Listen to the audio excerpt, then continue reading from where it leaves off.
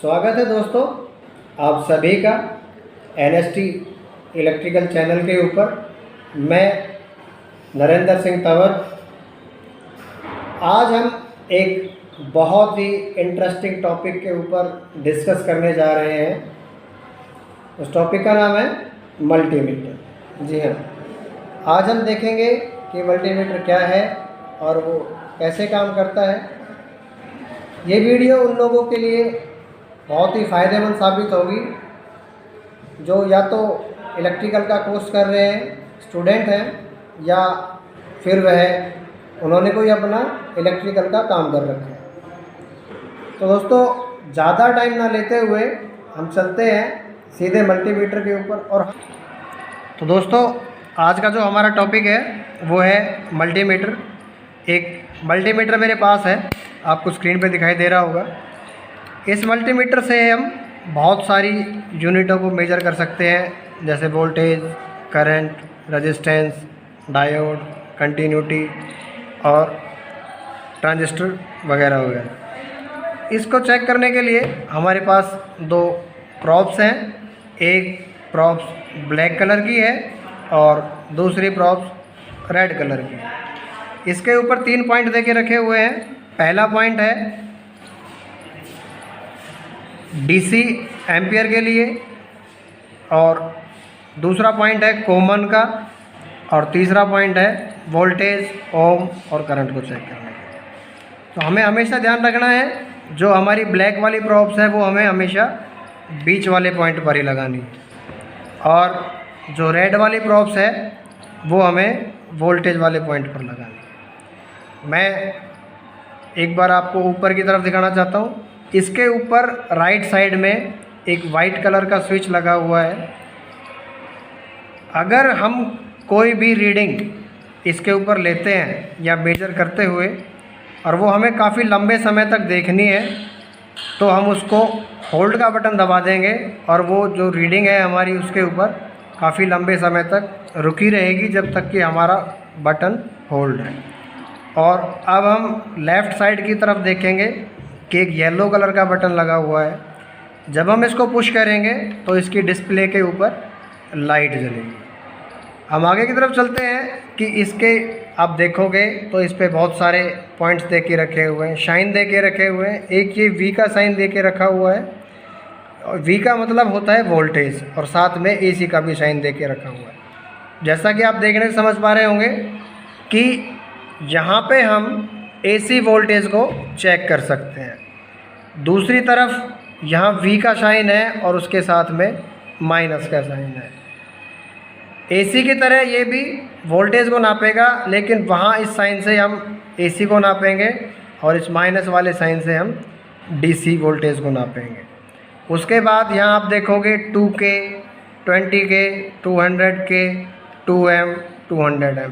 तो यहाँ जो ये ग्रीन वाला एरिया जो आपको दे के रखा हुआ है, यहाँ पे हम रेजिस्टेंस को चेक करेंगे।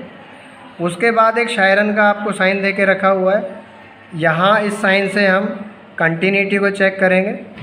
और उसके बाद एक HEF वाला आपको यहाँ शाइन दिखाई दे रहा होगा, और उसके साथ में आपको छोटे छोटे से हॉल दिखाई दे रहे होंगे। इसके ऊपर हम जो है ट्रांजिस्टर को चेक करते हैं। और उसके बाद लेफ़्ट साइड में हम आएंगे तो ये ए का साइन है। ए का मतलब होता है एम्पियर यानी करंट। तो हम इस मीटर से करंट भी चेक कर सकते हैं। तो आगे लिखा हुआ है 200 M, 200 M, 20 M, 200 M। तो जो यू का साइन दिखाई दे रहा है ये आपको माइक्रो उसको बोलते हैं। तो यहाँ पे हम 200 माइक्रो तक का करंट हम चेक कर सकते हैं।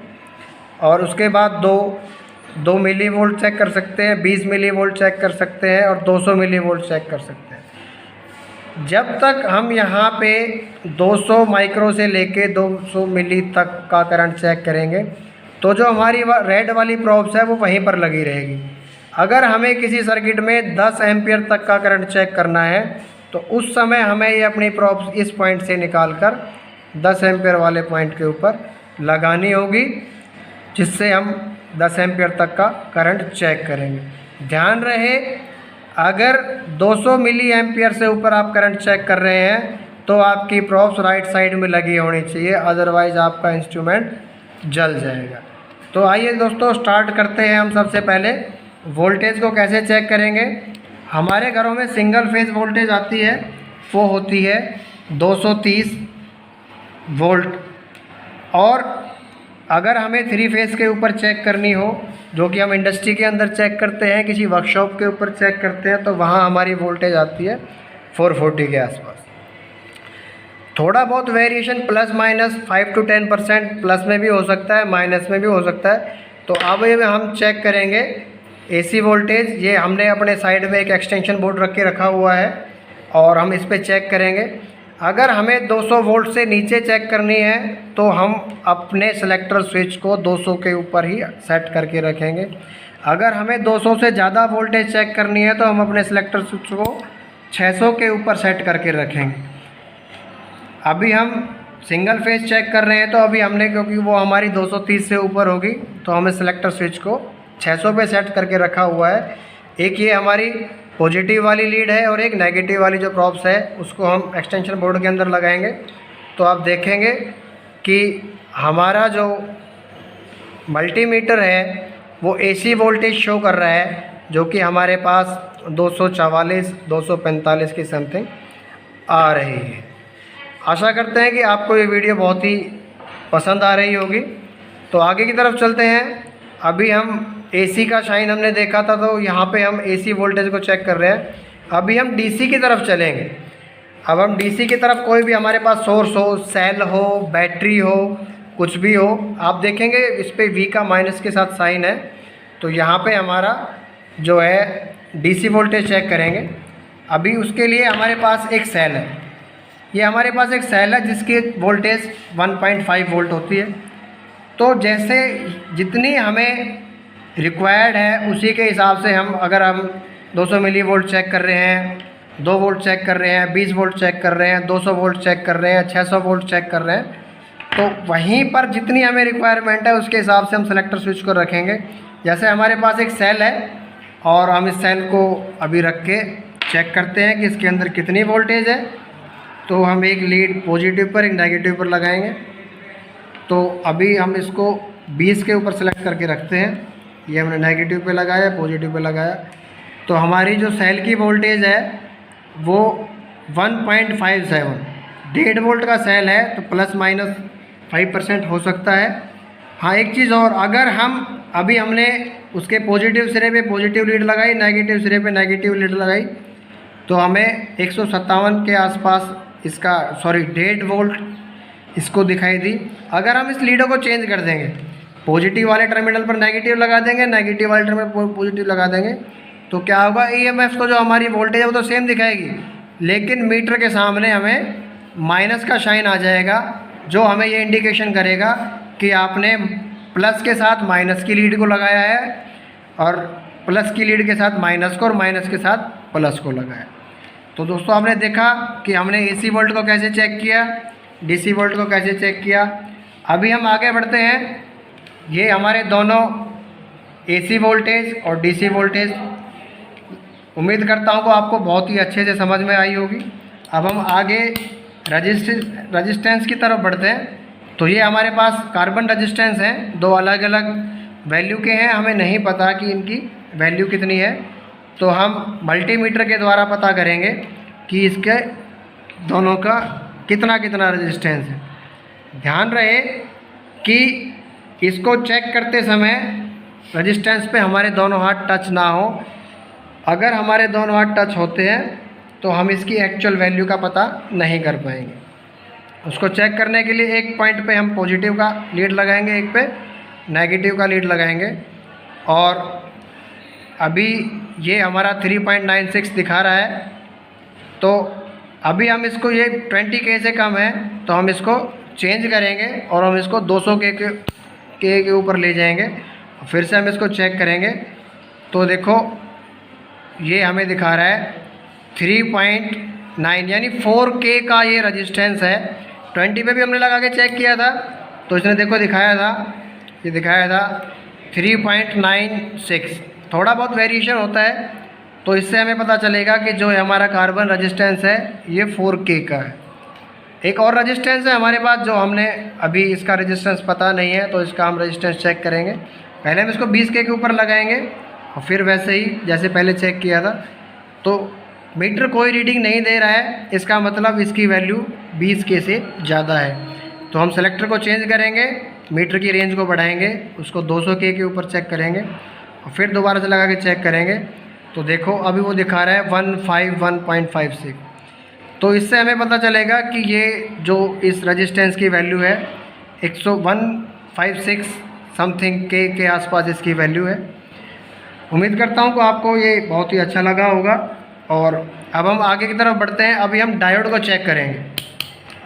अभी हमारे पास एक डायोड है, इसके अंदर भी सेम डीसी की तरह एक तरफ पॉजिटिव एक तरफ नेगेटिव होता है। अभी हम देखेंगे कि डायोड हमारा सही है या नहीं है। अभी देखो, क्योंकि जैसा कि आपको पता होगा कि डायोड एक ऐसा मटेरियल है जिसके अंदर एक ही तरफ करंट बहने का रास्ता होता है, दूसरी तरफ से कोई रास्ता नहीं होता है। अब देखो कैसे चेक करेंगे। अगर हमने यहाँ पे लगाया तो डायोड हमारा ठीक है। हम इन लीडों को जब चेंज कर देंगे, पॉजिटिव नेगेटिव को चेंज कर देंगे, तो मीटर हमारा कोई रीडिंग नहीं दिखाएगा। तो इससे हमें पता चलता है कि डायोड हमारा ठीक है। और अभी एसी वोल्टेज को चेक किया, डीसी वोल्टेज को चेक किया, रेजिस्टेंस को चेक किया और अभी हमने इससे डायोड को भी चेक किया। तो उसके बाद अभी आगे हम चलते हैं नेक्स्ट पॉइंट की तरफ, जो कि हमारा कंटिन्यूटी का टेस्ट है।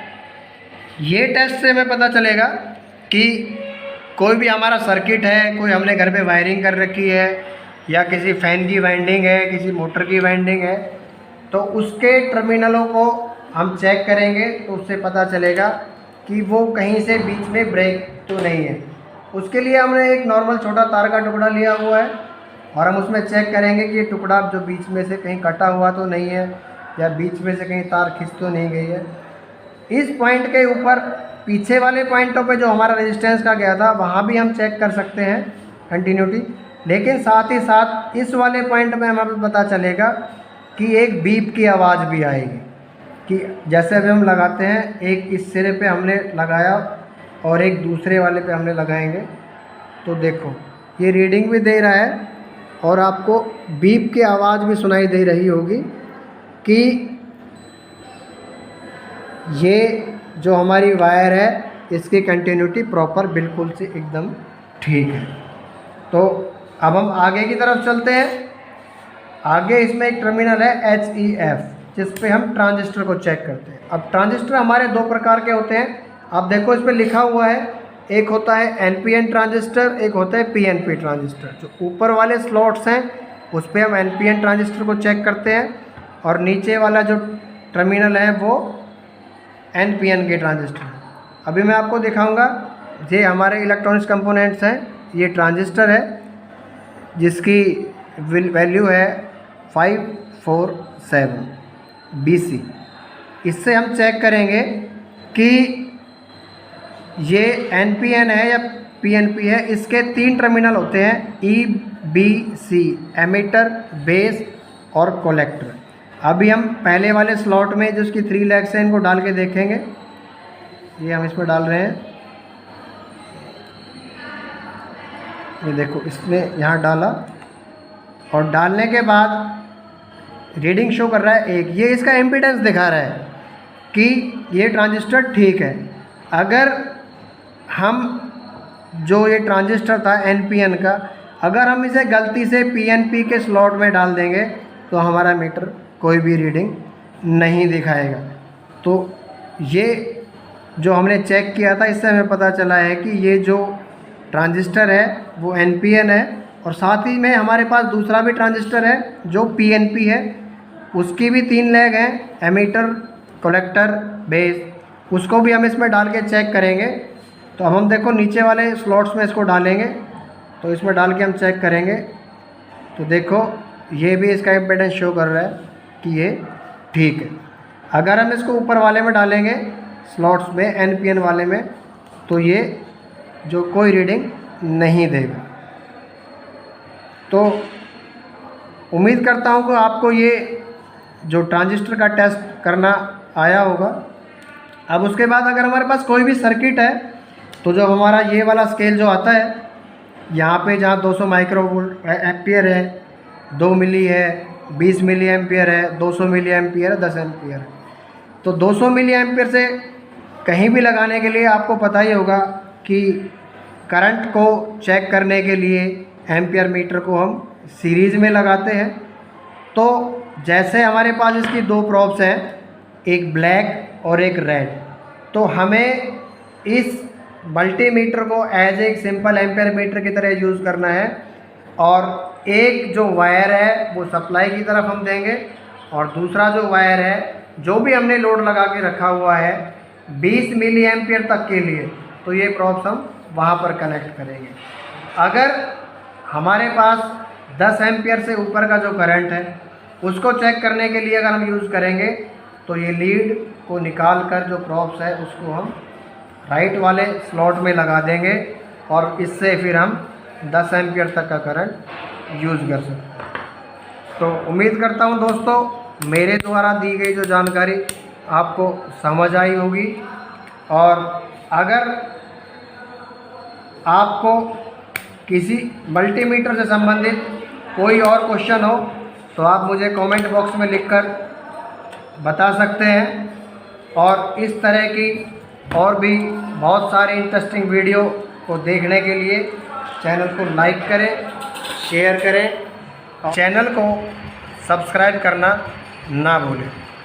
तो बने रहें NST इलेक्ट्रिकल चैनल के साथ। आपका बहुत बहुत धन्यवाद।